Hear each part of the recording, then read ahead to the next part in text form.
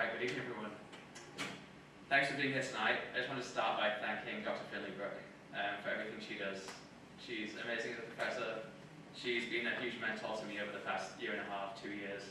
And this opportunity just wouldn't have been possible without her, so thanks so much. And I also want to thank Derek for his support this summer. There's always bumps along the road with all these experiences, and he was really there for me to talk me through some tough elements of what I was doing, so thank you.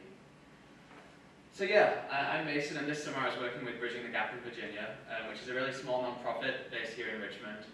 It was started by Richard Walker, who unfortunately couldn't be here tonight, but it originally started to address issues of in the criminal justice system, and then expanded with Dr. Finley-Brooke's help in 2018-ish to start tackling issues of environmental injustice. And what really became the main program, what I was heavily involved in, was the provision of free solar installation training to marginalized groups, with a focus really on formerly incarcerated people and trying to give them the opportunity to get trained in solar and get these green jobs that are really up and coming right now and try and get them placed into meaningful employment. So I really found myself wearing a lot of hats this summer. At times, it was honestly a crazy experience doing all this new stuff to me, like grant writing, understanding organizational layouts of nonprofits, and the previous experience I'd had was with a very different organization that was much bigger and had a lot more funding, so it was really a big change to go to the grassroots for me. So I definitely learned a lot simply just through that change.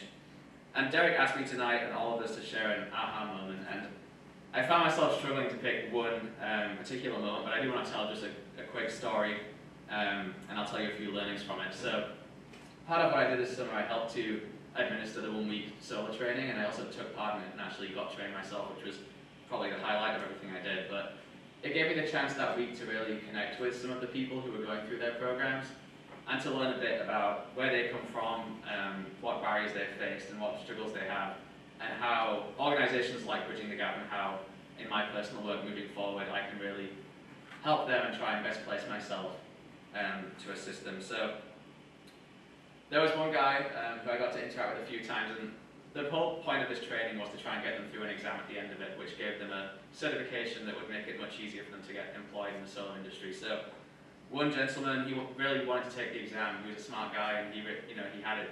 He could totally have done it. And me, I'd never even interacted with people who've been formerly incarcerated before, and this was completely new to me. And I discovered there were so many barriers that I hadn't even thought of. Things like using a web browser. And this test was completely administered online, and it was really on them to sit down themselves on Zoom and install all these web browser plugins and click all these things.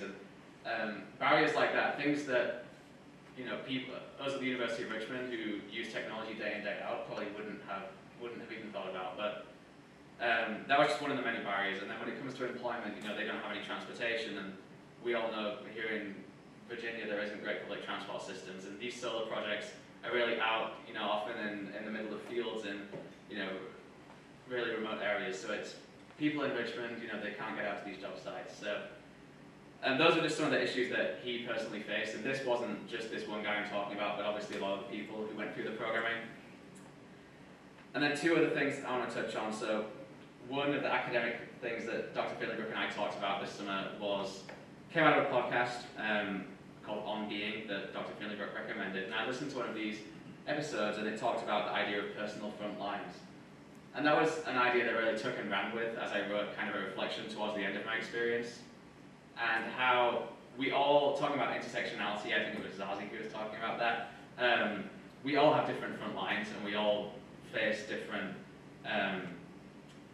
people face different injustices, and especially in the climate sector, we talk about mapping our most affected peoples and areas, and those front lines that they face are very different to the ones that I face. And what I realized was people like Richard Walker, who found these organizations, he has his own front line, but he also took it upon himself to take on other people's front lines and try and address them.